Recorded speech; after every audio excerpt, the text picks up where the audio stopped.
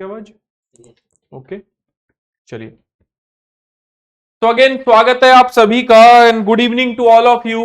स्वागत है अगेन मेरी वीकली करंट अफेयर की क्लास में। जय हिंद। साक्षी चौधरी, पूनम कुमारी, मतलब बहुत सारे कमेंट्स मुझे लगातार डिफरेंट डिफरेंट बैचेस से दिखाई दे रहे हैं। सभी का स्वागत है। तो अगेन देखिए आज की इस क्लास में सबसे पहले हम देखेंगे कि अगेन कौन कौन से ऐसे टॉपिक्स हैं जो अगेन आपको रिवाइज कराने हैं, जो कि इस हफ्ते न्यूज में रहे थे। ठीक है, और अगेन वो यूपीएससी सीएससी के हिसाब से कहां कहां इंपॉर्टेंट साबित हो सकते हैं, specially for prelims, for mains. ठीक है, ये सारी चीजें हम बात करेंगे। तो चलिए सबसे पहले एक बार कमेंट बॉक्स में कमेंट लगा दीजिए एक बार टेक्निकल टीम, देन हम बात करेंगे सारे बच्चों से। इतने हम देख लेते हैं कि कौन कौन से हमें टॉपिक रिवाइज करने हैं। ठीक है, तो सबसे पहले हमें रिवाइज करना है आज का टॉपिक जो है वो है कौन ट्राइब। खोंड भी इसको बोला जाता है, उड़ीसा की एक ट्राइब है, हाल ही में न्यूज में रही है। बात करेंगे इस ट्राइब के बारे में। दूसरा हम बात करेंगे कॉन्स्टिट्यूशनलिज्म की, संविधानवाद की, जो कि अगेन आपके मेंस के हिसाब से महत्वपूर्ण है। मैं आपको यहां पर यह बताऊंगा कि किस प्रकार जो यूपीएससी है आपका वो कितने डायनेमिक क्वेश्चंस आपसे पूछ सकता है, स्पेशली कॉन्स्टिट्यूशनलिज्म पे। इस टाइप की थीम पे हमेशा सवाल बनते हैं। आप अक्सर ये भी देख रहे होंगे, यस, आप अक्सर ये भी देख रहे होंगे यूपीएससी में हम जो टॉपिक पढ़ रहे हैं वो अलग है, लेकिन क्वेश्चन का जो फॉर्मेट है वो बिल्कुल ही अलग है। इस टाइप से ही मैं आज आपको एक प्रैक्टिस क्वेश्चन यहां पर दूंगा। ठीक है, फिर उसके बाद हम बात करेंगे क्वाड की। क्वाड अगेन आपका 4 नेशंस से बना एक ऑर्गेनाइजेशन है, जिसको सबसे पहले विचार जिसने दिया था वो थे शिंजो आबे 2007। उसकी बात हम यहां पर करेंगे। फिर हम बात करेंगे एनटीसीए की, नेशनल टाइगर कंजर्वेशन अथॉरिटी की, यहां पर बात करेंगे। एंड देन उसके बाद चलिए एक practice question related to the constitutionalism आपको आज की इस क्लास में मैं दूंगा, जो कि आपको घर पर करना है। और उसके बाद आज मैं पहली बार इस क्लास में आपको सिलेबस भी समझाऊंगा। ठीक है, आपको इस पहली बार इस क्लास में एक सिलेबस की लाइन उठाऊंगा और आप सबसे पूछूंगा, आप सबसे पूछूंगा कि इस सिलेबस की इस लाइन का मतलब क्या है, चलिए इसको बताइए। देन उस लाइन को मैं आपसे समझाऊंगा कि एक्चुअली यूपीएससी ने अगर सिलेबस की ये लाइन लिखी है तो वो आपसे क्या डिमांड कर रही है। ठीक है, अब यहां पर मेरे वो बहुत सारे बच्चे हैं जो अध्ययन बैच में हैं, जिनकी क्लास अभी कुछ दिन पहले ही थी मंगलवार को, तो कोई ज्यादा दूसरा दिन ही है तो ज्यादा डिफरेंस हुआ नहीं है। तो उनको लगेगा कि यार एक टॉपिक रिवाइज हो रहे हैं, तो काफी अच्छी बात है कि टॉपिक रिवाइज हो रहा है। इट मींस कि जितना ज्यादा रिवीजन करोगे, लगातार लगातार वहां पर क्या करोगे, रिवीजन के माध्यम से अपने आप को स्ट्रांग करोगे करंट अफेयर में, as well as current affair के साथ साथ अपने आप को स्ट्रांग करोगे सीधा स्टैटिक टॉपिक से। हमेशा मैं स्टैटिक से ही कनेक्ट करके पढ़ाता हूं, क्योंकि वही वही वहां पर काम आएगा। ठीक है, चलिए। एंड देन अब कमेंट बॉक्स में कमेंट बेसिकली लग चुके हैं। चलिए अब मैं आपसे बात कर लेता हूं केवल 2 मिनट, उसके बाद केवल क्लास की बात होगी। एंड एट द एंड फिर मैं आपसे बात करूंगा जब सारे टॉपिक्स खत्म हो जाएंगे। चलिए, यस सर, आंचल मौर्य जी का डाउट तो नहीं, कमेंट मुझे दिख रहा है। डाउट इनको हम रहने ही नहीं देते हैं कोई। ठीक है, good evening sir, good evening. Technical team को भी गुड इवनिंग बोला जा रहा है, तो हमारे टेक्निकल टीम के साथी हैं जो, उनको गुड इवनिंग। ठीक है, चलिए।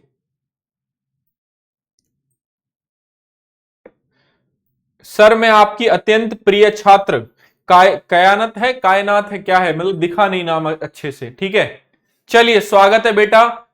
चलिए, गुड इवनिंग। चले क्लास शुरू करें, पढ़ें स्ट्राइब के बारे में। सबसे पहले प्रीलिम्स के हिसाब से स्ट्राइब के बारे में पढ़ते हैं। सबसे पहला जो क्वेश्चन जो हमारे माइंड में आएगा कि भाई इसको पढ़ना क्यों है, ये ट्राइब जो हम डिस्कस तो कर रहे हैं, लेकिन इस ट्राइब की हमारे यूपीएससी के सिलेबस के साथ क्या रिलीवेंसी है। देखो प्रीलिम्स में ना, यस,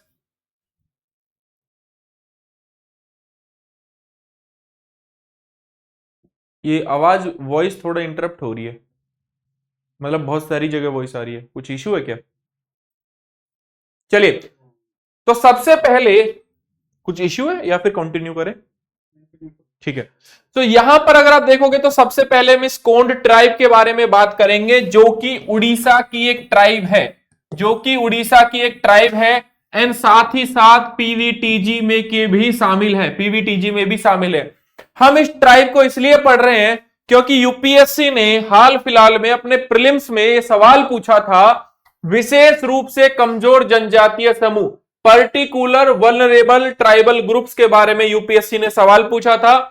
और प्रीलिम्स में जो भी ट्राइब न्यूज में रहती है वहां से यूपीएससी हमेशा सवाल पूछता है।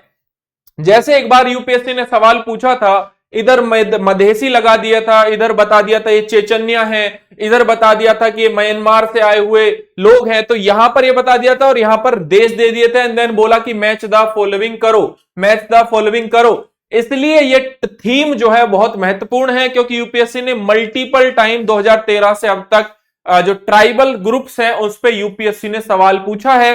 तो अगर मैं कौन ट्राइब की बात करता हूं, जिसको खोंड भी कहते हैं स्पेशली, तो वो आपकी एक पीवीटीजी जो ओवरऑल आपका विशेष रूप से कमजोर जनजातीय समूह श्रेणी की जनजाति है। और पीवीटीजी उड़ीसा बेसिकली जो खोंड जनजाति है वो उड़ीसा में सबसे ज्यादा पाए जाने वाली है। ठीक है। आकांक्ष क्या नाम है इनका, अंकुश कह रहे हैं कि सर आप यूपी या हरियाणा से लगते हैं। तो बेटा ये तो अच्छी बात है, आपके ही प्रदेश से हैं, है ना। बाकी हम भारतीय हैं, ठीक है। बाकी स्टेट की कोई आइडेंटिटी क्या ही है, ठीक है। चलिए उससे क्या ही फर्क पड़ता है। तो चलिए सबसे पहले हम बात करते हैं इस खोंड ट्राइब की या इस कोंड ट्राइब की। देखो ये जो ट्राइब है ये आदिवासी समूह है उड़ीसा के, सबसे पहले आप मेंशन कर लीजिए उड़ीसा के। दूसरा ये जो है पीवीटीजी समूह है, विशेष रूप से कमजोर श्रेणी में ये लोग शामिल हैं और उड़ीसा में सबसे ज्यादा ये है संख्या में पाए जाते हैं, ये बात आपको याद रखनी है, ठीक है। इसके अलावा ये लोग मध्य प्रदेश, छत्तीसगढ़, महाराष्ट्र, उड़ीसा, झारखंड, पश्चिम बंगाल में भी मिलते हैं। और ये क्या है, शेड्यूल ट्राइब यानी कि अनुसूचित जनजाति हैं। रही बात भाषा की, तो भाई ये जो भाषा है ये कुई और कुवी जो है ये भाषा बोलते हैं। अब आई डोंट नो ये किस टाइप की भाषा होती है, लेकिन ये अनुसूचित जनजाति जो ये है उनकी ये भाषा है स्पेशली, ये बात आपको याद रखनी है, ठीक है। फिर उसके बाद हम बात करेंगे कि यहां पर इसकी कुछ उप जनजातियां भी है। जैसे अगर आप देखोगे तो बहुत सारी जो कास्ट है भारत में, लाइक जनरल कास्ट है, तो जनरल कास्ट में मान लीजिए कोई एक कास्ट है, उसकी भी सब कास्ट है कि नहीं है ना। शर्मा जी हैं, द्विवेदी जी हैं, त्रिवेदी जी हैं, एटसेट्रा हैं। ऐसे इनके भी क्या है, बहुत सारे सब ग्रुप्स हैं, जैसे डोंगरिया है, कोवी है ना, कुटिया है ना, लांगुली है, पेंगा है और झरनिया है। तो ये बहुत सारे यहां पर ये जो कुछ शेड्यूल ट्राइब्स हैं जो इनके बारे में आपको पता होना चाहिए, मतलब बेसिकली ये पीवीटीजीज में शामिल हैं, ठीक है, ये सारी चीजें। फिर उसके बाद ये करते क्या है, ये बेसिकली प्राकृतिक रूप से खेती करते हैं, चावल की खेती करते हैं। और ये क्या करते हैं कि जो बेसिकली कुछ समूह अभी भी कटाई और जलाने वाली कृषि में, बेसिकली झूम कृषि जो करते हैं, तो कभी कभी इसको क्या कहा जाता है, डोंगर चास या फिर पोंडू चास। मींस देखो ये अगेन रटने वाला टॉपिक है, अगेन क्या क्या ये प्रजाति करती है, क्या क्या ये जनजाति करती है, कहां पाई जाती है, किस श्रेणी में शामिल है, सबसे ज्यादा संख्या इसकी कहां है। ये 5 से 10 पॉइंट रट लीजिए, that is enough for you guys. किस प्रकार की ये भाषा बोलती है, ठीक है। उसके बाद जो डोंगरिया खोंड है उसके बारे में हम थोड़ी बातें जान लेते हैं। तो उड़ीसा में एक है नियमगिरी पहाड़ी, ठीक है, नियमगिरी पहाड़ी। एक्चुअली डोंगरिया खोंड का वो घर है नियमगिरी पहाड़ी, ठीक है। और ये द्रविड़ भाषा कोई ही बोलते हैं, ठीक है। वे मुख्य रूप से बागवानी विशेषज्ञ हैं और केले और हल्दी की क्या करते हैं, खेती करते हैं। और नियमगिरी पहाड़ियों के देवता नियम राजा की पूजा करते हैं, मतलब ये प्रकृति पूजक हैं। सबसे अच्छा अगर लिखना हो पॉइंट तो आप लिख सकते हो कि ये प्रकृति पूजक हैं, ठीक है। तो इसके बिहाफ पर चलिए इस क्वेश्चन का रिप्लाई दीजिए। चलिए इस क्वेश्चन का रिप्लाई दीजिए, सारे के सारे बच्चे इस क्वेश्चन का आंसर देंगे। अगेन जब भी कोई ट्राइब पढ़ रहे हो, प्रीलिम्स के हिसाब से कोई फैक्ट पढ़ रहे हो, ठीक है।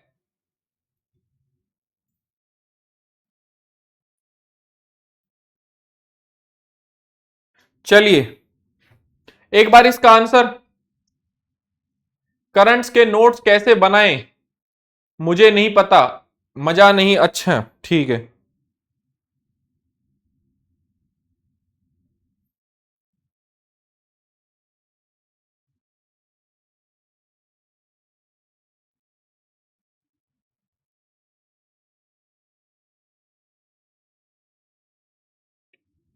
चलिए सबके आंसर लगभग आने शुरू हो गए हैं।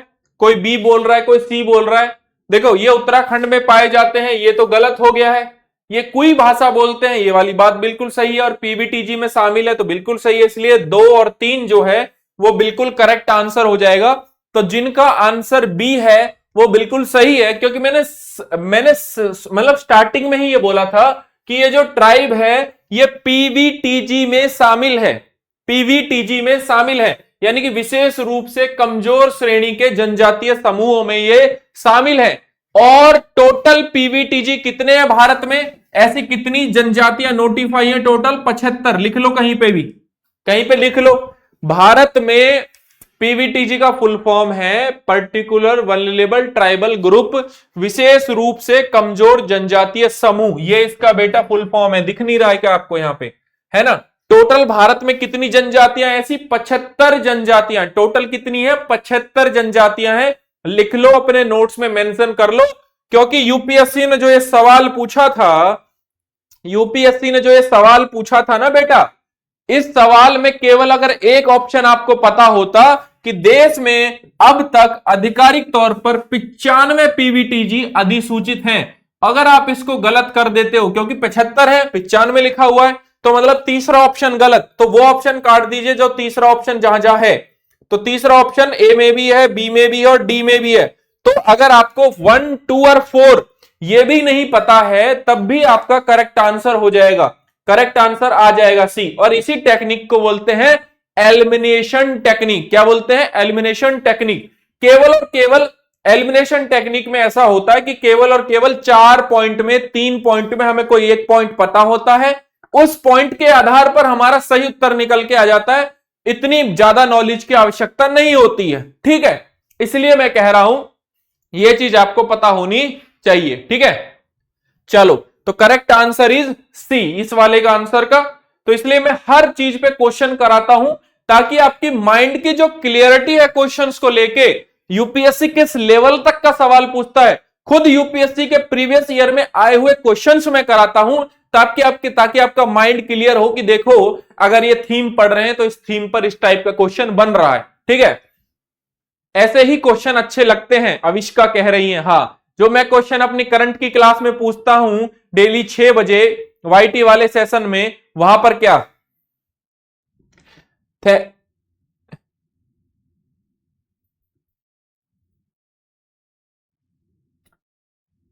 टाइम नहीं मिलता क्या? आपका अध्ययन बैच काफी है, चौधरी साहब पूछ रहे हैं। हाँ बिल्कुल, क्यों नहीं। जो मैं क्वेश्चन पूछता हूं मेरे करंट अफेयर वाली क्लास में डेली 5 क्वेश्चन, वो अच्छे नहीं लगते क्या बेटा? मधु प्रिया ये सब लोग आते हैं मेरी करंट अफेयर की क्लास में, यस बताइए, वो क्वेश्चन अच्छे नहीं लगते क्या? डर लगता है उन क्वेश्चन से? टफ तो हो गया है, थोड़ा टफ बढ़ा दिया है, क्वेश्चंस को मैंने थोड़ा टफ कर दिया है, तो बच्चे एकदम घबरा तो गए हैं। मैं देखता, यस, मेरी जो लाइव क्लास आती है 6 बजे KGSIS हिंदी चैनल पर, यूट्यूब पर, उसमें मैं डेली जो क्वेश्चंस करा रहा हूं आपको 5 क्वेश्चन प्रैक्टिस के, तो वो अच्छे नहीं लग रहे हैं, थोड़े टफ हैं। पता है टफ क्यों है? क्योंकि यूपीएससी के लेवल को टच करना है, इसलिए टफ है। अब मैं ये तो पूछूंगा नहीं कि ये वाली ट्राइब कहां मिलती है, ABCD, उड़ीसा, आंध्र प्रदेश, तमिलनाडु या हरियाणा, ऐसे तो मैं पूछूंगा नहीं आपसे, ये तो बहुत एकदम लल्लू सवाल हो जाएगा। तो जो जो बेसिक रिक्वायरमेंट है, आप देखिए ज्योग्राफी के क्वेश्चन में पूछ रहा हूं, तो आप देखिए अलग लेवल पे चला जा रहा है, ठीक है, ठीक है। तो इसलिए मेरी क्लास इसलिए ही यूनिक है, क्योंकि वहां पर हम क्वेश्चन, मतलब आर्टिकल तो डिस्कस कर ही रहे हैं, मेंस के क्वेश्चन, प्रीलिम्स के क्वेश्चन, प्रैक्टिस क्वेश्चन, हर चीज डिस्कस करते हैं, पूरा एक कॉम्प्रिहेंसिव तरीके से चीजों को डिस्कस करते हैं, इसलिए सारी चीजें मतलब बेटर होती हैं, है ना। आपका करंट अफेयर पे कमांड बन रहा है, स्टेटिक सही सुधर रहा है, चलिए क्वाड की बात करते हैं, क्योंकि 21 सितंबर को क्वाड की फिर से मीटिंग होने जा रही है। अब जो स्टेट पीसीएस वाले बंदे हैं जो इस बार देंगे, तो कहां होने जा रही है? यूएसए में होने जा रही है। ये इनके लिए एक खबर हो गई। अब यहां पर ज्यादा देखेंगे तो क्वाड के बारे में हमें जानना है। एंड क्वाड क्या है? आपका एक ऑर्गेनाइजेशन है। अगेन आपका एक अलग ऑर्गेनाइजेशन है। ठीक है, बात करेंगे क्वाड के बारे में। तो देखो पहले कहानी समझो, कहानी बताने में बड़ा मजा आता है। कहानी यह है कि 2007 में एक आसियान का समिट होता है, आसियान देशों का। ठीक है, देखो आसियान देशों का समिट होता है 2007 में। वहां पर जापान के प्रधानमंत्री आते हैं। एंड जापान के प्रधानमंत्री उस वक्त होते हैं Shinzo Abe. And Shinzo Abe ये बोलते हैं कि क्यों ना हम एक ऐसा ऑर्गेनाइजेशन बनाएं, कि जिसमें भारत, अमेरिका, ऑस्ट्रेलिया और हम जापान, चार महाताकतें मिलकर इंडियन ओशन और Pacific ocean means Indo Pacific ocean को चाइना की मोनोपोली से बचाएंगे, इंडो पैसिफिक ओशन को फ्री रखेंगे, मतलब किसी की मोनोपोली उस पर नहीं होगी, उसकी रक्षा करेंगे। चाइना की जो ऋण जाल की नीति है, डेब्ट ट्रैप पॉलिसी है, उससे सबको बचाएंगे। देन आप देखते हो कि वहां पर कोई बात बनती नहीं। ठीक है, वहां पर कोई बात बनती नहीं है। मामला आता है फिर 2012 में। फिर 2012 में आसियान की समिट होती है। फिर दोबारा से शिंजो आबे होते हैं। एंड शिंजो आबे क्या करते हैं? फिर दोबारा से ये आइडिया बताते हैं। इस बार ये आइडिया को डेमोक्रेटिक सिक्योरिटी डायमंड बोलते हैं। एंड देन फाइनली 2017 में औपचारिक रूप दे दिया जाता है क्वाड को। क्वाड, और हिंदी में इसको कुछ इस तरीके से लिखते हैं, क्वाड को 2017 में क्या दे दिया जाता है? औपचारिक रूप दे दिया जाता है। और पहली मीटिंग होती है फिलीपींस के मनीला में। ठीक है, पहली मीटिंग होती है फिलीपींस के मनीला में। और यहां से क्वाड की जो समिट है वो चलनी शुरू हो जाती है। बस इसमें एक चीज मैं आपको बता देता हूं, एक चीज मैं आपके लिए जोड़ देता हूं, दैट इज कि क्वाड का कोई भी परमानेंट सेक्रेटेरिएट नहीं है, कोई भी सचिवालय नहीं है, कोई भी हेडक्वार्टर नहीं है। औपचारिक रूप इसे हमने दे दिया है, लेकिन ये संगठन अनौपचारिक है पूरे तरीके से। ये 4 देश इसमें मिलके ही आपस में बात करते रहते हैं, आइदर सिक्योरिटी की, आइदर इकोनॉमिक कॉपरेशन की, बहुत सारी चीजें मैं यहां पर बताऊंगा आपको। ठीक है, देन बात जाती है आगे। देखो वही चीजें मैंने लिखी हुई है आपके लिए। ठीक है, मतलब वही चीजें जो मैं आपने आपको बोला है वही लिखा हुआ है। अब इनका उद्देश्य क्या है? चारों देश क्या चाहते हैं? स्वतंत्र और खुला हिंद प्रशांत महासागर। ठीक है, लोकतंत्र को बनाए रखना चाहते हैं, मानव अधिकारों को बनाए रखना चाहते हैं, इंडो पैसिफिक रीजन में कानून का शासन चाहते हैं, रूल ऑफ लॉ। ठीक है, और चीन के बढ़ते प्रभुत्व को चाहे इंडियन ओशन में हो चाहे पैसिफिक ओशन में हो, वहां पर रोकना चाहते हैं। ठीक है, वहां पर इसको रोकना चाहते हैं। क्वाड के पीछे का उद्देश्य हिंद प्रशांत क्षेत्र में रणनीतिक समुद्री मार्गों को, जितने भी स्ट्रेटेजिकली इंपोर्टेंट आपके रूट्स हैं, उनको सैन्य और राजनीतिक प्रभाव से मुक्त रखना है और किसी की मोनोपोली यहां पर नहीं होने देनी है। ठीक है, साथ ही साथ क्षेत्रीय सुरक्षा को भी मजबूत करना है। जो भी व्यवस्था रहे वो सारी नियम आधारित रहे, नौवहन की स्वतंत्रता हो। ऐसा ना हो कि चीन भी क्या करता है, कोई छोटा देश है, मोनोपोली जमाने के लिए उसकी शिप को क्या कर लेता है, एक्वायर कर लेता है, ऐसा नहीं होना चाहिए। और हिंद प्रशांत क्षेत्र में सुरक्षा हो, मतलब बेसिकली आपका पायरेसी भी तो होती है, पायरेसी होती है, ट्रैफिकिंग होती है, ये भी नहीं होना चाहिए। और स्थिरता भी बनी रहे, तभी जाके हम क्या करेंगे, विकास कर पाएंगे। देन उसके बाद चीन के उदय का मुकाबला भी हमें करना है।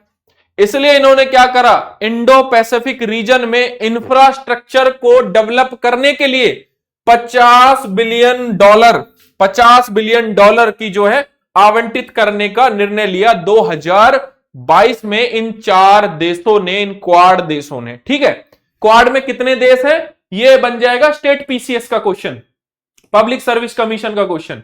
ठीक है, अब क्वाड के बारे में अगर हम आगे जाने तो यहां पर अगेन समुद्री क्षमता का निर्माण करना है, लोगों के बीच मजबूत संबंध बनाना है, आपदा राहत हमें पहले प्रोवाइड करानी है, इवन चीन की जो ऋण जाल नीति है उसमें सबसे पहले हमें पहुंचना है एंड सबसे पहले पहुंचकर उन लोगों की मदद करनी है, ठीक है, ताकि ताकि चीन जो है इस चीज का फायदा ना उठाए।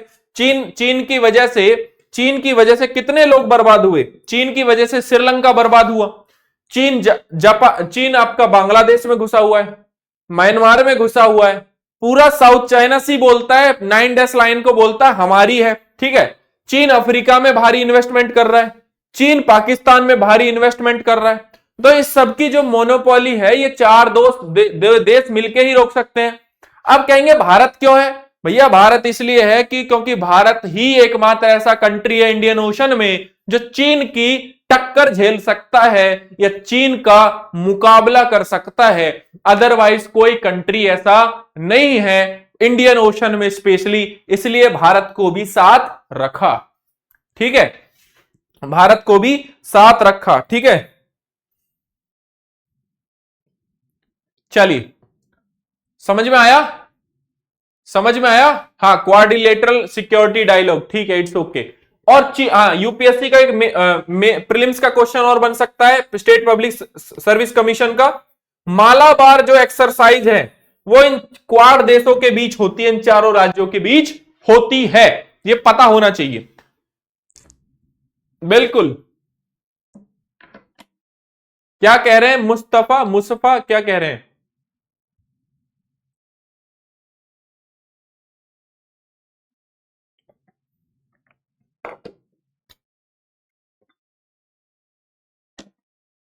चलो नेक्स्ट आर्टिकल करते हैं। नेक्स्ट आर्टिकल आपका संबंधित है नेशनल टाइगर कंजर्वेशन अथॉरिटी से।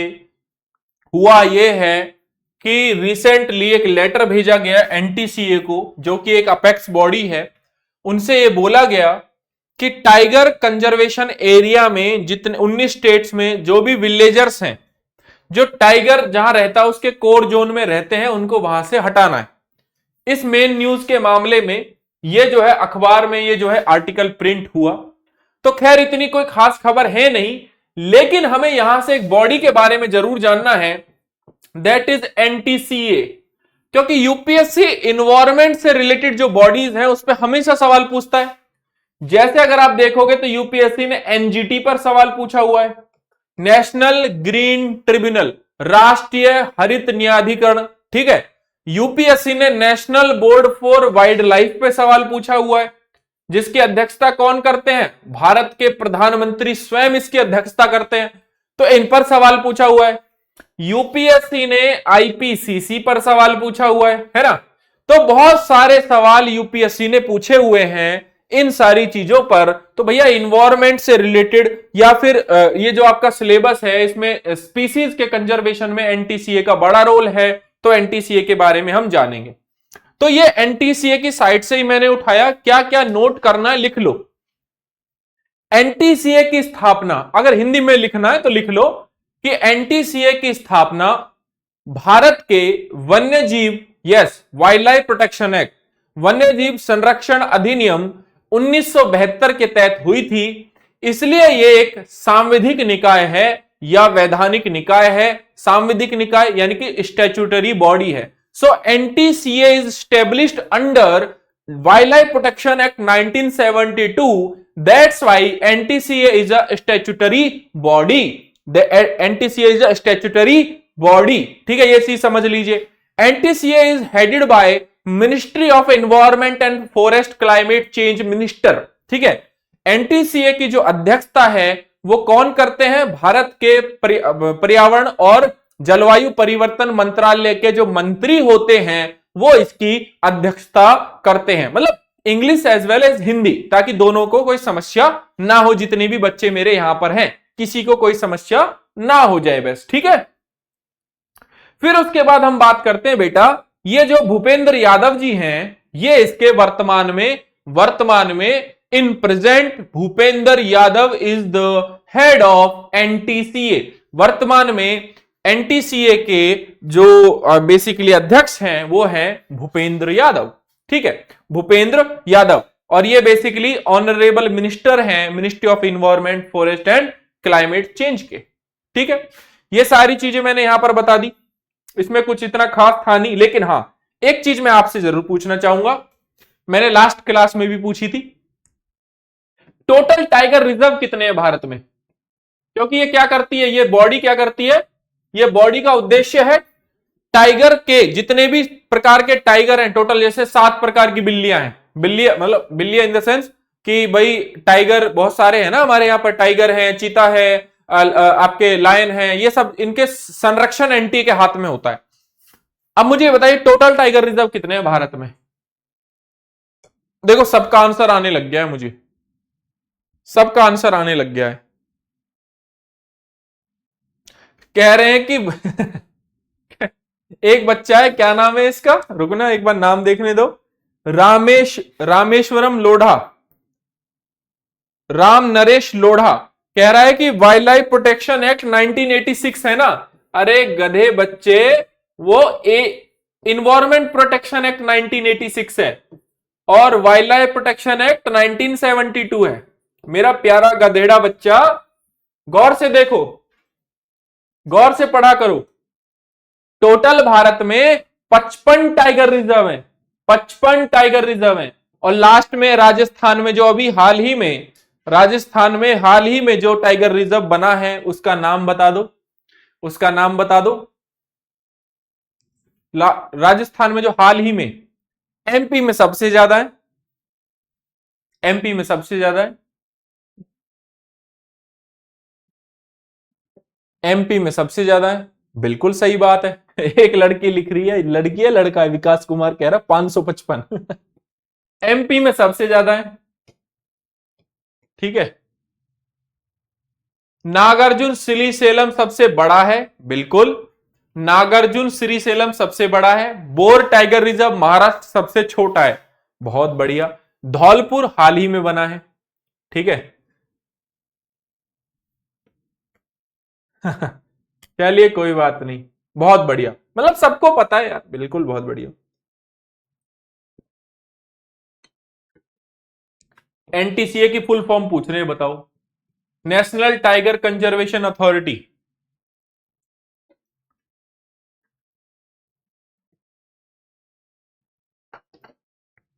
चलो बहुत बढ़िया, चलो नेक्स्ट आर्टिकल की बात करते हैं, और ये है कॉन्स्टिट्यूशनलिज्म वाला आर्टिकल। एक चीज मैं आपको बहुत साफ साफ बता देता हूं, एक चीज मैं साफ साफ बता देता हूं, इस आर्टिकल पर जो अभी मैं बहस करने जा रहा हूं, अथॉरिटी है, एरिया नहीं है, अथॉरिटी है। इस आर्टिकल पर जो मैं आपसे संवाद करना चाह रहा हूं, या जो संवाद करने जा रहा हूं, या फिर जो भी मैं बोलने जा रहा हूं, यह जो टॉपिक है वो इतना डायनेमिक है कि अगर आपने इस पे ध्यान नहीं दिया तो ये तो मान के चलिए कि आपके माइंड का डायनेमिज्म थोड़ा हल्का है, क्योंकि इस टॉपिक को समझने के लिए अभी तक जितने भी आर्टिकल कराए हैं उससे सबसे ज्यादा कंसंट्रेशन चाहिए, क्योंकि इसमें कुछ बाहर विदेश के जो लेखक हैं उनका नाम भी आएगा, जो बड़े बड़े लोग हैं जिन्होंने बहुत सारी चीजों पर लोकतंत्र में बोला है, ठीक है, लाइक बार्नेट का नाम मैं यहां पर लूंगा, उनकी क्या परिभाषा है। तो अटेंशन एवरीवन, ठीक है, भाई और बहनों, मित्रों, देवी और सज्जनों, आज रात 9:30 बजे यह आर्टिकल डिस्कस होगा आपके सामने, तो इसलिए थोड़ा ध्यान से पढ़ना, ठीक है। चलो, आई होप आप समझ रहे होंगे, ठीक है। चलिए, ये जो बहस है ओवरऑल, ये बहस चल रही है कॉन्स्टिट्यूशनलिज्म पे। सबसे पहले आप कॉन्स्टिट्यूशनलिज्म का मतलब समझिए। सबसे पहले आप कॉन्स्टिट्यूशनल का मतलब, कॉन्स्टिट्यूशनलिज्म का मतलब समझिए, ठीक है, क्योंकि वो बहुत महत्वपूर्ण है आपके लिए, ठीक है। चलिए, कॉन्स्टिट्यूशनलिज्म देखो, पहली बात तो ये कि किसी भी देश में कॉन्स्टिट्यूशन जैसी जो चीजें हैं, लोकतांत्रिक व्यवस्था कहीं पर है तो वहां पर अगर हमें संविधानवाद देखना है तो यह नेसेसरी नहीं है कि वहां लिखित संविधान हो, यह नेसेसरी नहीं है वहां लिखित संविधान हो। क्या पता हमें ऐसा भी देखने को मिल सकता है जहां लिखित संविधान था या जहां लिखित संविधान है उन देशों का बेड़ा गर्क हो गया हो। बेड़ा गर्क आप समझ रहे हैं, वो देश नहीं रहे हो, अपनी लोकतांत्रिक व्यवस्था को नहीं संभाल पाए हो। जैसे सबसे अच्छा एग्जांपल हमारे पास बांग्लादेश है आज की डेट में, ठीक है।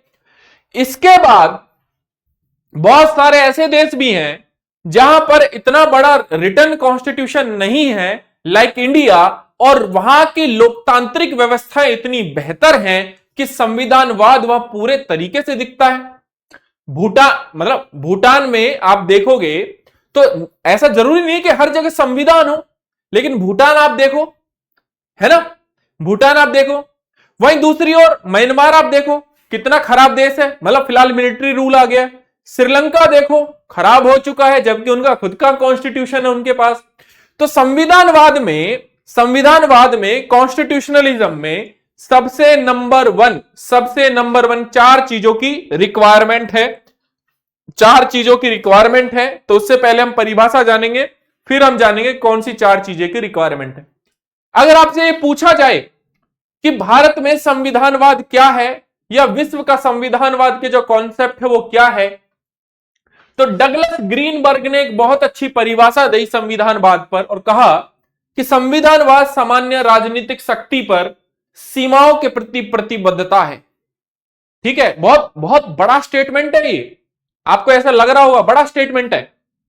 संविधानवाद सामान्य राजनीतिक शक्ति पर, लाइक जो पावर है गवर्नमेंट की, बीजेपी जैसे अभी पावर में है, उसको लिमिट करना, उसको पावर को मतलब ज्यादा लिमिट करना, ऐसा नहीं कि कुछ भी करोगे आप। शक्तियों पर सीमाओं के प्रति प्रतिबद्धता है, एक राजनीतिक प्रक्रिया के इर्द गिर्द घूमती है ये जो कॉन्सेप्ट है, जो राज्य की शक्ति और व्यक्ति और सामूहिक अधिकारों को संतुलित करने की कोशिश में लोकतंत्र के साथ ओवरलैप होती है, अधिव्याप्त होती है। ठीक है, अधिव्याप्त होती है। तो बेटा ये याद रखना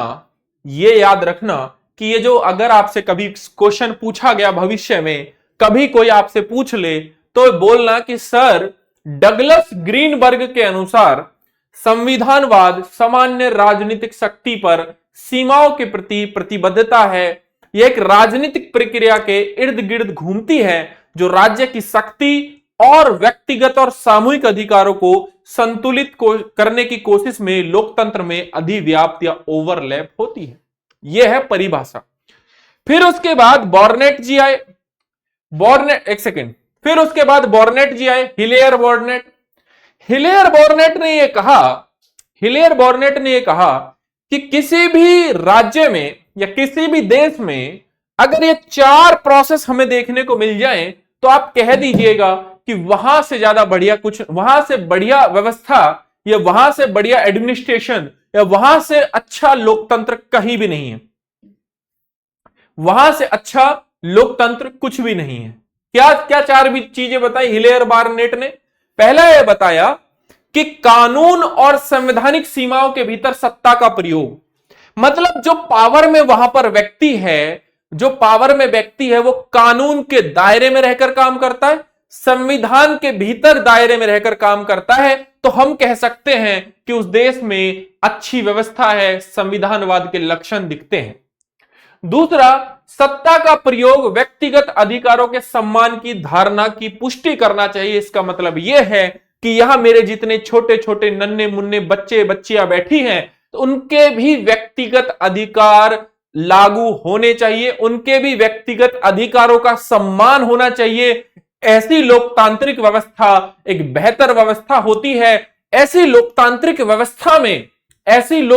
व्यवस्था में जो कि आप कहते हैं, हिलेयर बॉर्नेट कहते हैं कि सत्ता का प्रयोग अगर आप करोगे देन सारी की सारी चीजें बेहतर होंगी। संविधानवाद के सबसे उच्चतम स्तर पर वो राज्य होगा।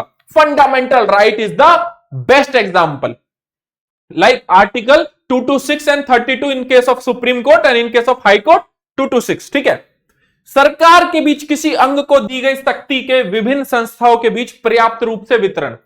अगली लाइन में कहते हैं हिलेयर बॉर्नेट कि अगर शक्ति है और शक्ति का पृथक्करण का सिद्धांत है और शक्तियां आपस में बटी हुई हैं, द सेपरेशन ऑफ पावर, अगर बेसिकली जो डिफरेंट डिफरेंट सरकारी मशीनरी है उनके बीच है और वो उस चीज का सम्मान कर रहे हैं, देन हम कह सकते हैं कि वो लोकतांत्रिक व्यवस्था सबसे अच्छी व्यवस्था है। संविधान की चरम सीमा को वो बेसिकली पकड़े हुए हैं या वहां तक पहुंचे हुए हैं। और भारत में 7th शेड्यूल उसी का एग्जाम्पल है, जहां पर स्टेट लिस्ट, कॉन्करेंट लिस्ट और यूनियन लिस्ट है, जहां पर शक्तियों का बंटवारा है, चाहे विधायिका है, कार्यपालिका है, न्यायपालिका है। ठीक है, फिर उसके बाद बात होती है कि नीति निर्माण में सरकार मतदाताओं के प्रति जवाबदेह हो, मतलब कि एक ऐसी नीतियां बनाई जाएं जहां पर सरकार से अगर जवाब मांगा जाए तो सरकार से मतलब जो हमारे लोग हैं, वोटर्स हैं, वो उनसे जब जवाब मांगे तो सरकार उनके प्रति जवाबदेह हो, और ऐसा भारत में देखने को मिलता है। तो हम कह सकते हैं कि भारत में अच्छे खासे तरीके से हमें मतलब इन चारों आधारों पर यह कहा जा सकता है कि भारत में संविधानवाद के लक्षण पूर्णतः प्रतीत होते हैं, लेकिन अभी भी इनमें कुछ कुछ समस्याएं हैं। आइए उन समस्याओं की भी हम बात करते हैं। तो भैया समझ में आ गया हिलेयर बॉर्नेट ने क्या कहा था एंड आपके डगलस ग्रीनबर्ग ने क्या कहा था। देन एक केस होता है आरसी पोडियाल बनाम यूनियन ऑफ इंडिया का केस होता है। केवल संविधान का यहां सुप्रीम कोर्ट यह कहता है कि केवल संविधान का अस्तित्व अपने आप में संवैधानिकता या संवैधानिक संस्कृति सुनिश्चित नहीं करता। सही बात है, बांग्लादेश का केस देख लो, क्या संविधान होना बांग्लादेश में संवैधानिकता को या संवैधानिक संस्कृति सुनिश्चित कर पा रहा है? म्यांमार कर पा रहा है? श्रीलंका कर पा रहा है? नहीं कर पा रहा है। ये जो संविधान की फीलिंग है, ये जो संविधान के बारे में लोग सोचते हैं, ये उनके ब्लड से आता है। यह लोगों की राजनीतिक परिपक्वता, परंपरा और संविधान को अर्थ देती है, जो अन्यथा केवल राजनीतिक आशाओं और आदर्श को मूर्त रूप देती है। ठीक है, तो याद रखना कि लोग राजनीतिक रूप से परिपक्व है भारत में as compare to Myanmar, Bangladesh, Sri Lanka, इधर पाकिस्तान, है ना। तो यहां पर, और ये हमारी परंपरा का हिस्सा है कि जो कानून हमने बनाया है हम उस कानून के दायरे में चलेंगे। यही हमारे यहां पर इस केस को बेटा रट लो।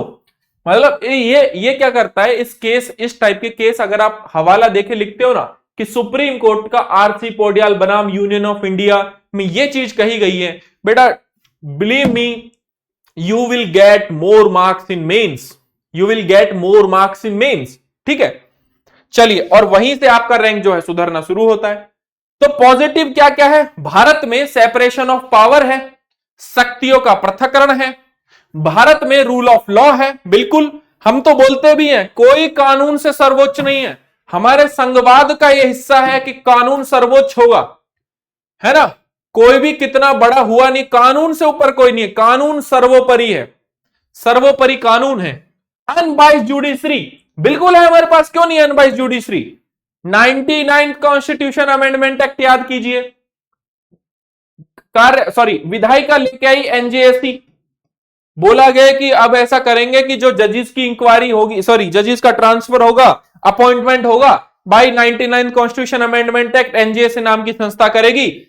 जुडिशरी ने बोला दिस इज अनकॉन्स्टिट्यूशनल, तो उसकी बात को फिर वहां पर रखा गया, उसकी संवैधानिकता की जांच करती है।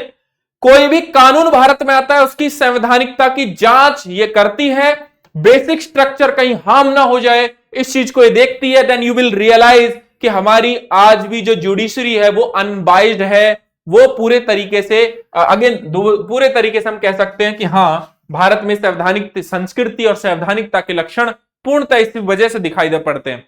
कॉम्पिटेंट गवर्नमेंट होनी चाहिए, प्रतिस्पर्धा सरकार होनी चाहिए, जहां पर एक और बीजेपी है, एक और कांग्रेस है, एक और आप है। मतलब आप देखिए ना कि आपके जो व्यक्ति हैं अपने केजरीवाल जी, वो भाई साहब इलेक्शन के टाइम पर सुप्रीम कोर्ट उनको बाहर निकालता है ताकि उनको क्योंकि उनको भी मौका दिया जाना चाहिए लोकतंत्र में भागीदारी के लिए, ठीक है। एंड देन उनको फिर वापस जेल में डाल दिया जाता है। तो इससे बढ़िया लोकतंत्र की खूबसूरती कुछ मिलेगी क्या? कुछ मिलेगी क्या?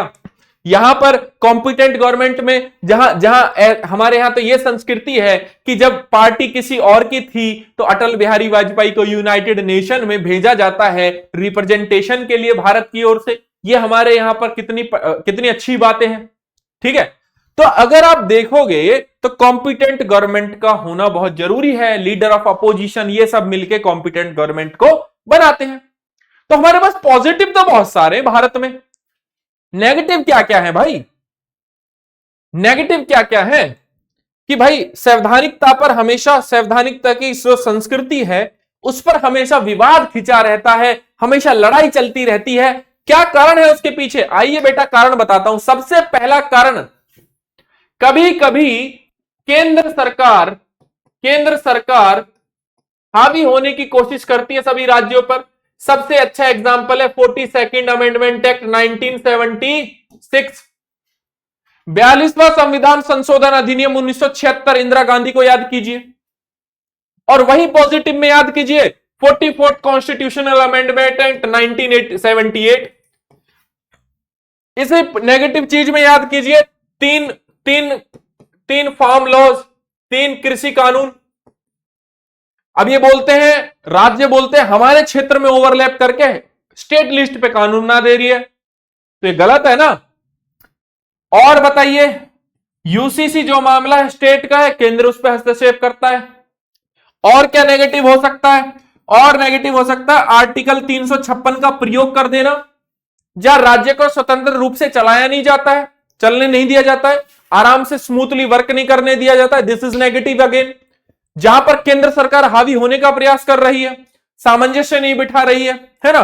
और क्या करती है, बहुत सारे आधार ढूंढती है 356 लगाने के। और सुप्रीम कोर्ट ने कई बार बोला है, 2016 का अरुणाचल प्रदेश का केस उठा लो आप, मतलब गवर्नमेंट को दोबारा रिवाइव करना पड़ा वहां की।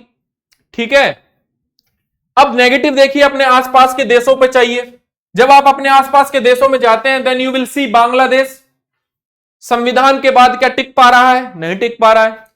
पाकिस्तान, श्रीलंका, म्यांमार। श्रीलंका में संविधान होने के बाद भी आज भी जो तमिल श्रीलंकाई है 13 कॉन्स्टिट्यूशन अमेंडमेंट एक्ट के लिए लड़ रहे हैं कि भाई हमें अधिकार दे दो।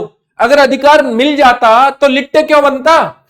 लिट्टे बना ना, है ना, लिट्टे बना ना, प्रभाकरण हुआ ना पैदा। समझ रहे हो? मद्रास कैफे मूवी देख लेना, किसी को ज्यादा और समझना हो उसके बारे में तो मद्रास कैफे मूवी है जॉन अब्राहम की। तो यहां पर तो ये बहुत सारे नेगेटिव पॉइंट्स हैं जिनको आप लिख सकते हो। इसलिए मैंने आपको क्वेश्चन क्या दिया है वो देखो। मैंने ये सारी चीजें आपको करा दी हैं, इश्यूज क्या है, क्वेश्चन मैंने क्या दिया है आपको देखो। संविधानवाद से क्या अभिप्राय है? पहला क्वेश्चन, बताइए कि किन आधारों पर हम भारतीय लोकतंत्र में संविधानवाद की तस्वीर देख सकते हैं। किन आधारों पर हम भारत में संविधानवाद की लोकतंत्र की तस्वीर दे सकते हैं। इस टाइप का यूपीएससी में क्वेश्चन फ्रेम होता है। इस टाइप का क्वेश्चन यूपीएससी में फ्रेम होता है। इस टाइप का क्वेश्चन यूपीएससी में फ्रेम होता है, समझ रहे हैं? एंड देन जब आप इस पे 150 वर्ड लिखने जाएंगे, आई विल गारंटी यू कि बहुत कम लोग लिख पाएंगे। क्यों? क्योंकि उसके लिए डीप अंडरस्टैंडिंग होनी चाहिए, माइंडसेट एक पर्टिकुलर तरीके से सोचना शुरू करना चाहिए। ठीक है, समय नहीं है तो समय निकालो। ठीक है,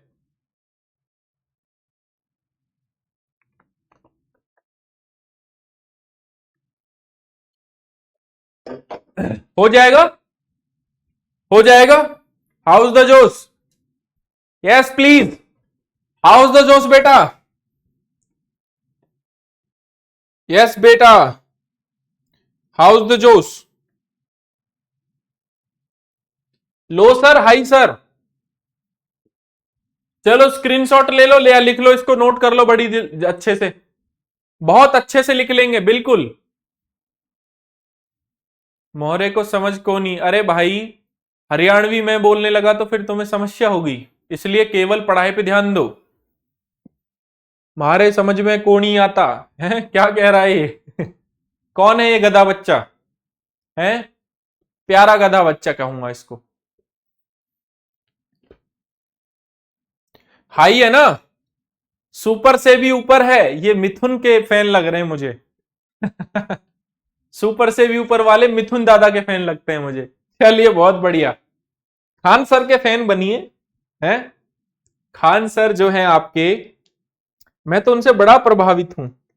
वो मैं इस वजह, देखो एक तो शानदार टीचर वो है ही, उसमें तो कोई डाउट ही नहीं है, लेकिन मैं उनसे प्रभावित इसलिए हूं कि जब वो अपनी स्टोरी सुनाते हैं तो वो किस बैकग्राउंड से उठकर और किन मुसीबतों को झेल कर, एंड देन मतलब जब भी उनको समस्या आई है और वो फिर उसका मुसीबत का सामना करते करते करते करते, देन यू विल सी कि वो किस हाइट पे हैं आज, है ना। एंड देन उस हाइट पे होने के बाद भी डाउन टू अर्थ है, डाउन टू अर्थ है। तो एक महान व्यक्तित्व की ही निशानी ऐसे होती है।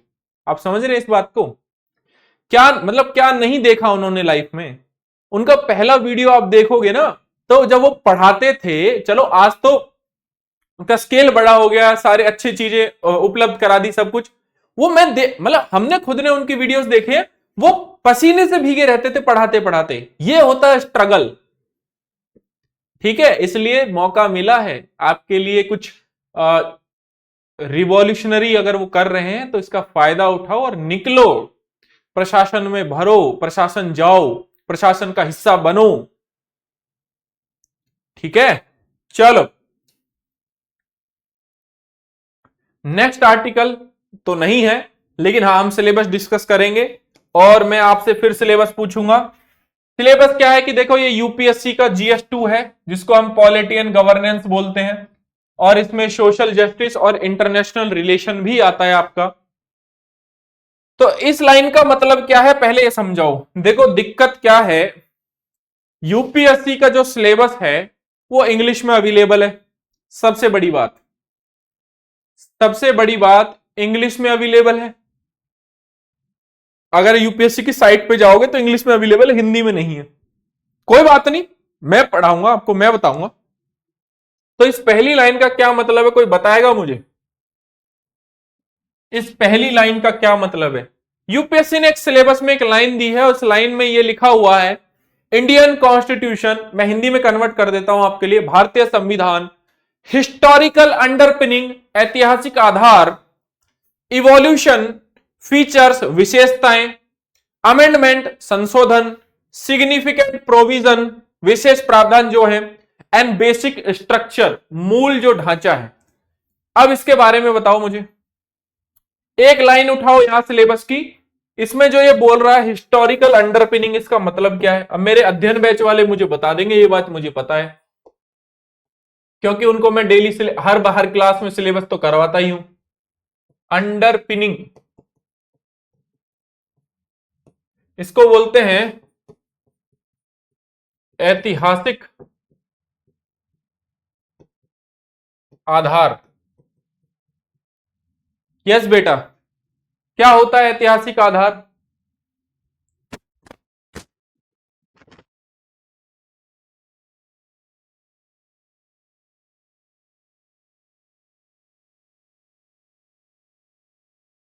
रितु कुमारी क्लास में थे मेरे अध्ययन बैच वाले में आप?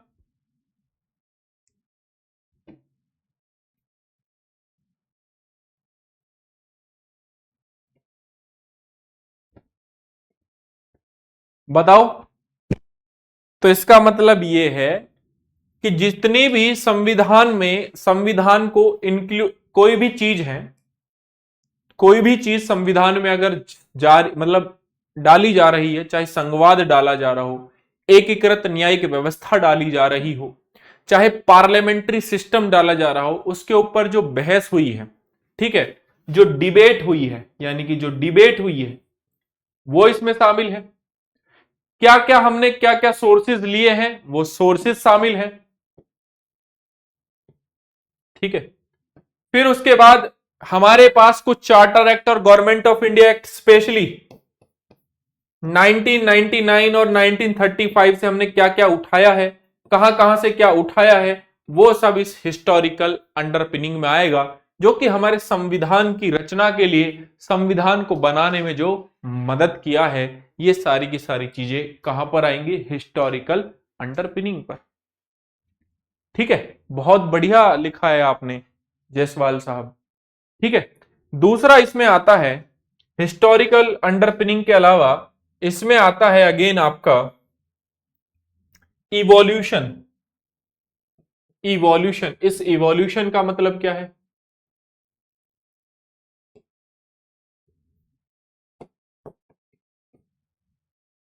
इवोल्यूशन का मतलब क्या है? इवोल्यूशन का मतलब क्या है? यस, इवोल्यूशन का मतलब क्या है?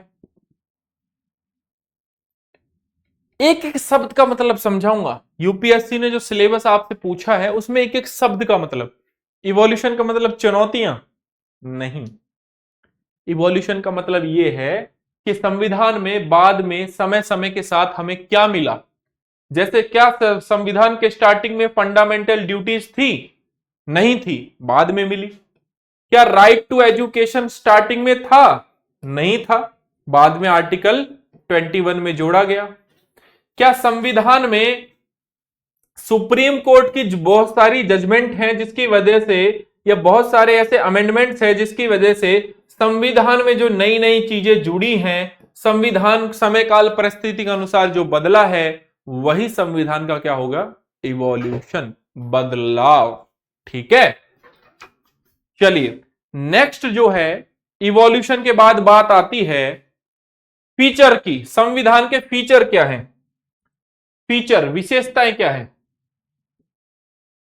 फीचर्स यानी कि संविधान की क्या विशेषताएं हैं? अब आपसे विशेषताएं पूछी जाएंगी। अब आपसे समस्या, अब आपसे पूछी जाएंगी विशेषताएं। एक एक पॉइंट, एक एक पॉइंट। बहुत बढ़िया लिख रहे हो यार। पंचायत, नगर पालिका, XYZ, बहुत कुछ हो सकता है, बहुत कुछ हो सकता है। पंचायत हो सकता है, नगर पालिका हो सकता है, 42nd अमेंडमेंट हो सकता है, 44th अमेंडमेंट एक्ट हो सकता है, 100वां संविधान संशोधन अधिनियम हो सकता है, 101वां संविधान संशोधन अधिनियम हो सकता है। बहुत सारी चीज हो सकती है बेटा, वो अमेंडमेंट में हम पढ़ेंगे। लेकिन इसका मतलब क्या? इवोल्यूशन, फीचर्स क्या है? फंडामेंटल राइट जो है, फीचर्स है कि नहीं है? बिल्कुल है। हमारे यहां पार्लियामेंट्री सिस्टम है, हमारे यहां पर संसदीय व्यवस्था है, यह हमारा संविधान का फीचर है। हमारे यहां पर फेडरलिज्म है, यह संविधान की व्यवस्था है। हमारे यहां संघवाद है, यह संविधान की व्यवस्था है। ठीक है, हमारे यहां पर अगेन स्टेट और ये कार्यपालिका, विधायिका और ये सब अपने अपने क्षेत्रों में काम करते हैं। शक्तियों का पृथक्करण का सिद्धांत है, ये हमारे संविधान की क्या है? विशेषता है। ये संविधान की क्या है? विशेषता है, एटसेट्रा एटसेट्रा, जो भी आप इसमें जोड़ सकते हैं। फिर लास्ट पॉइंट संविधान का क्या बोलता है? लास्ट पॉइंट अमेंडमेंट तो खैर आप समझ ही गए हैं, महत्वपूर्ण अमेंडमेंट आप समझ ही गए हैं। ठीक है, significant provision and basic structure. क्या है बेसिक स्ट्रक्चर? मूल ढांचा। सिग्निफिकेंट प्रोविजन में वही सारी फीचर्स आएंगे, उससे ज्यादा कुछ भी नहीं है उसमें, ये जबरदस्ती लिखा हुआ है। बताइए, तो बेसिक स्ट्रक्चर क्या है? कि हमारे संविधान निर्माताओं के सामने सबसे बड़ा प्रश्न यही था कि संविधान जब बन रहा था तो यह हुआ कि यार जब यह बदला जाए, संविधान समय काल परिस्थिति के अनुसार चेंज हो, तो संविधान संविधान सा लगे, ऐसा ना लगे कि उसका प्रतिरूप ही चेंज हो गया है। तो इसके लिए एक देखो, न्यायपालिका तो स्वतंत्र है ही, देन एक चीज बहुत सामने आती है, दैट इज केशवानंद भारती। केशवानंद भारती, ठीक है। इसलिए देखोगे आप तो संविधान में संविधान को चेंज करने की जो शक्ति है वो पार्लियामेंट के पास अनलिमिटेड नहीं है, असीमित नहीं है, ये बात याद रखना। उस पर भी रिस्ट्रिक्शन है। और अगेन ये हमारे यहां पर संविधान की संस्कृति और प्रकृति और परंपरा को दर्शाता है। तो केशवानंद भारती केस में फाइनली सुप्रीम कोर्ट ने एक Kesavananda Bharati basic structure of constitution के साथ आती है, और उस बेसिक स्ट्रक्चर में क्या क्या बोला जाता है आप सभी को पता है। पॉलिटी लक्ष्मीकांत से वो पढ़ेंगे आप कि देखो ये हिस्सा संघवाद क्या है, संघवाद है क्या? संघवाद हमारे बेसिक स्ट्रक्चर का हिस्सा, आप उसको नहीं हटा सकते। शक्तियों का पृथक्करण क्या है? बेसिक स्ट्रक्चर का हिस्सा है। रूल ऑफ लॉ क्या है? बेसिक स्ट्रक्चर का हिस्सा है। संविधान की सर्वोच्चता क्या है? बेसिक स्ट्रक्चर का हिस्सा है ना। जो जुडिशरी है वो क्या है? बेसिक स्ट्रक्चर का हिस्सा है। नागरिकता है, ये आप चेंज नहीं कर सकते। आप चेंज नहीं कर सकते जो जो चीजें संविधान के बेसिकली जुडिशियल रिव्यू क्या है, न्यायिक जो समीक्षा है वो क्या है, आपका बेसिक स्ट्रक्चर है। तो बहुत सारे बेसिक स्ट्रक्चर को आप चेंज नहीं कर सकते ताकि संविधान संविधान जैसा लगे। अब एक क्वेश्चन आप मुझे दिखा दीजिए जो इस सिलेबस से बाहर जा रहा हो, एक सिंगल क्वेश्चन। 2013 में सिलेबस चेंज होता है यूपीएससी का, और अभी 2023 का प्रीलिम्स हुआ, सॉरी मेंस, प्रीलिम्स 24 का हुआ है, 23 का मेंस हुआ है। अभी जो 22 तारीख से अगेन फिर आपका मेंस होना शुरू हो जाएगा 2024 का। एक सिंगल क्वेश्चन यहां से बाहर नहीं आएगा, गारंटी है। पता है क्यों? क्योंकि यही होती है सिलेबस की अंडरस्टैंडिंग। यूपीएससी के सिलेबस से बाहर यूपीएससी पूछता ही नहीं है। लेकिन हमारे साथ सबसे बड़ी समस्या क्या है, हमें सिलेबस ही नहीं पता है। और जिन गधों को सिलेबस नहीं पता है वो हवाबाजी मारते हैं मार्केट में कि भाई साहब ये हो गया वो हो गया। पहले सिलेबस को समझ तो लो। अगर आप सिलेबस नहीं समझे हो तो बेटा आधी लड़ाई तो वैसे ही हार गए हो, और जिस दिन आप सिलेबस समझ गए उस दिन आधी लड़ाई आप वैसे जीत गए। क्यों? क्योंकि जिस दिन आप सिलेबस समझे आप ये समझ जाएंगे कि क्या पढ़ना है क्या छोड़ना है। ठीक है, तो सिलेबस को समझो पहले, वो मोस्ट इंपोर्टेंट थिंग्स वही है। ठीक है, तो भैया किसी का कोई डाउट हो तो बता देना कमेंट बॉक्स में। आई थिंक मेरे हिसाब से मैं डाउट छोड़ता नहीं हूं, और आपके डाउट आने भी चाहिए अगर कोई इश्यूज हैं तो। आई होप आपको ये सारी चीजें अच्छी लगी होंगी, मजा आया होगा पढ़ने में, और मुझे बहुत मजा आता है आपको पढ़ाने में स्पेशली। ठीक है, चलिए thank you so much guys, मिलते हैं नेक्स्ट क्लास में। कुछ आप कहना चाह रहे हैं? चलिए